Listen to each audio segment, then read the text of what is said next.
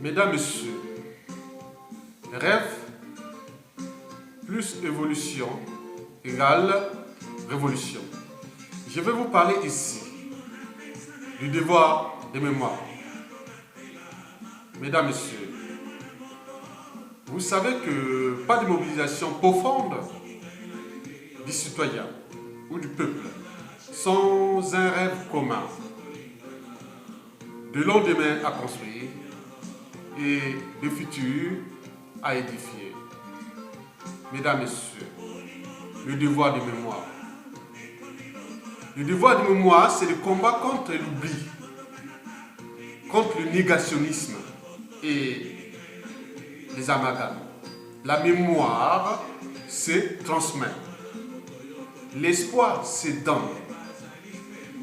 Donc, par conséquent, un État, un peuple qui n'est pas de mémoire ou de symbole historique restera toujours dans la récurrence de la barbarie, de la violence, du non-droit, de la loi du plus fort, de l'impunité, de la tyrannie et de l'ingratitude de la nation envers ses citoyens ou ses dignes fils de la nation. Mesdames, Messieurs, oui, la sonnerie aux morts et la congolaise, tout cela va se faire et ça devrait se faire au Congo dès la chute du dictateur Denis Sassou Nguesso. Oui, nos morts, nos petits-enfants morts, nos enfants, nos parents, tout ce monde-là qui sont morts de l'intolérance, sont des victimes de l'intolérance politique, ils ne sont pas morts pour rien. Depuis la pointe de Kakamweka jusqu'à Betou, ils ne sont pas morts pour rien dans l'espace et le temps. Depuis 1959 à nos jours et demain. Oui, mesdames, messieurs, 2 monuments historiques seront construits en moins de 2 ans au Congo-Brazzaville après la chute du dictateur Denis Sassou Nguesso. Le premier mémorial sera dédié à la honte ou à l'intolérance contre l'intolérance politique. Depuis 1959 à nos jours. Mots-clés, décrets, ordonnances, traités, conventions, photos, images, sons, témoignages, ossements, etc. seront insérés dans ce grand monument historique que je le vois comme la place du Panthéon à Paris. Avec un grand jardin public où un grand bâtiment, il y aura tous ces morts-là seront honorés. Voilà. Ce mémorial sera le symbole de la mémoire collective et servira à l'éducation citoyenne et d'outils référents pour les élèves, les étudiants, les universitaires et les chercheurs congolais et étrangers aussi. Le 22 mars, par exemple, de chaque année sera férié aux mémoires de ces victimes et de toutes ces victimes de l'intolérance. Le mémorial, je vous informe que ce mémorial sera construit quelque part à Brazzaville, à Bakongo ou à Makelikele, et sera gardé par la garde républicaine. On estime à plus de 50 000 le nombre de visiteurs chaque année. Mesdames, Messieurs, le second mémorial sera dédié à l'honneur ou à la place des grands hommes congolais. Depuis l'histoire de Babiala Manganga et tout ce monde-là, jusqu'à nos jours et de demain. Mots-clés, grands artistes, grands patriotes, grands intellectuels, grands écrivains, grands militaires, ou grands hommes et femmes politiques, grands chercheurs, scientifiques. Tout ce monde-là vont rentrer au Panthéon congolais sous la base des critères bien définis.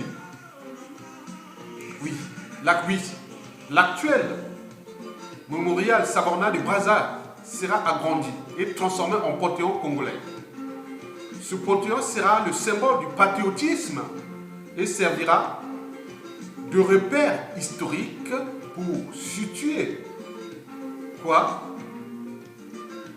l'action des grands hommes congolais.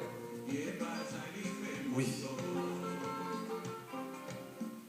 L'œuvre des grands hommes congolais. oui, tous ceux qui ont œuvré depuis et jusqu'à nos jours et de demain à la consolidation de cette nation, le Congo-Brazzaville. Ce mémorial sera le symbole de la mémoire collective, je vous rappelle, et servira à l'éducation citoyenne et d'outils référents pour les étudiants, les chercheurs et les universitaires. Bien entendu, il y aura des visiteurs, que ce soit le premier monument ou le deuxième monument. Voilà. On estime à plus de 20 000 le nombre de visiteurs chaque année de ce mémorial.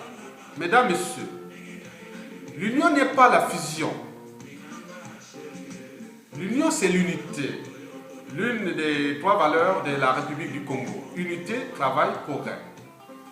Mais étant donné la situation chaotique où se trouve le pays, aucun parti politique ni gouvernement d'union nationale ne pourra prétendre réformer le socle de l'individu et de la nation, de la société congolaise abîmée par 34 ans de dictature de Sassou Nguesso.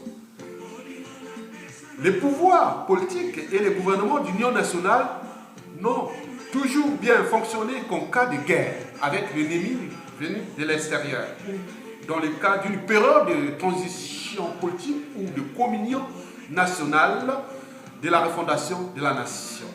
Par conséquent, une période de transition politique de 3 à 5 ans sera nécessaire pour la remise aux normes structurelles, conventionnelles et contractuelles de toutes les sphères politiques et sociétales de l'État congolais, de l'État et de la nation congolaise. D'où la problématique précitée, qui est aussi le devoir de mémoire. Et sont oubliés les affaires de bien mal acquis, des comptes publics, de la restauration de l'autorité d'État, de la restitution de nos forces armées, police, etc. Voilà, il faut une communion nationale. Car une maison, quelle qu'elle soit, ne peut être construite sans socle. Sinon, elle se coule dans le temps comme un château de cartes. Donc nous avons besoin de refonder le Congo de demain. Mesdames, Messieurs, je vous remercie.